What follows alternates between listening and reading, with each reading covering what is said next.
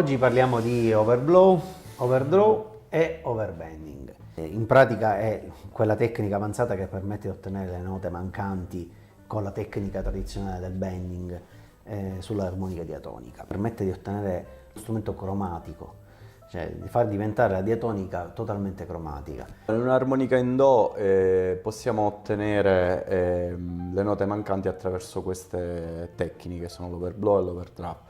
E l'overbending non serve per ottenere note mancanti, semmai è una tecnica ulteriore che dà espressività, è un bending sull'overblow o sull'overdraw. Esatto. Nella prima ottava ci mancherà una nota, e che con la sola tecnica del bending non la otteniamo. Questa nota è il Mi bemolle e la troviamo nel primo foro soffiato con overblow. Cosa diversa accade nella seconda ottava, dove invece mancano parecchie alterazioni. Manca il Mi bemolle, manca il Fa diesis, manca il Si bemolle e lo troviamo rispettivamente negli overblow del quarto, del quinto e del sesto. Nell'ultima ottava dell'armonica diatonica ci mancano invece due note per completare la scala cromatica, che sono il Do diesis o Re bemolle e il La bemolle. Abbiamo anche la possibilità di ottenere un ulteriore overdraw che produce la nota di Do diesis sul decimo foro aspirato, sì. Ma in realtà apre un'ottava solo di mezzo tono, non chiude.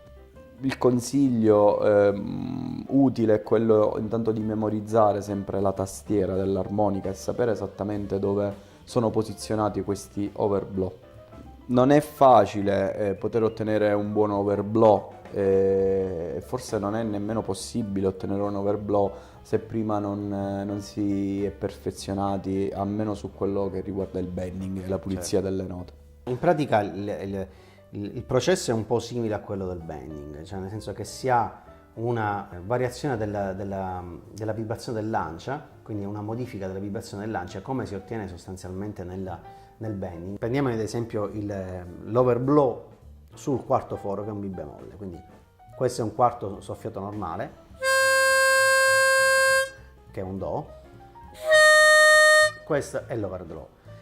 Che cosa succede? Tecnicamente è quasi la stessa cosa del bending, l'unica differenza è che c'è un gradino, una sorta di gradino, cioè nel senso che gradino di un tono e mezzo. Di un tono e mezzo, mentre nel bending il passaggio è graduale, ma il concetto è lo stesso. Come succedeva nel bending, che quando si aspirava su una nota e si effettuava il bending, la nota aspirata si fermava e incominciava a vibrare lancia, che solitamente vibra quando si soffia. Qua la stessa cosa. Nel momento in cui faccio l'overblow sul quarto foro, quindi soffio, mentre vibra lancia superiore, se effettuo l'overblow si ferma completamente lancia superiore e incomincia a vibrare lancia inferiore. Infatti una delle tecniche iniziali che spesso si consiglia è quella di smontare lo strumento.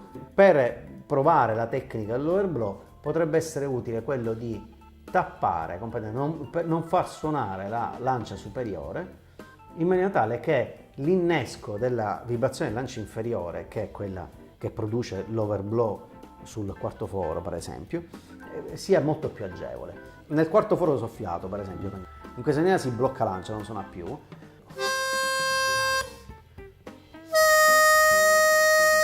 e sta suonando in questo momento lancia inferiore. Questo è per l'overblow. Questo è l'overblow. E per l'overdraw?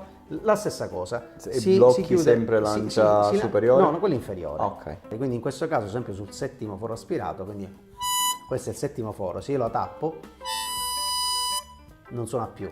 Okay. Se provo a fare l'overblow si innesca ed effettivamente è molto più agevolati.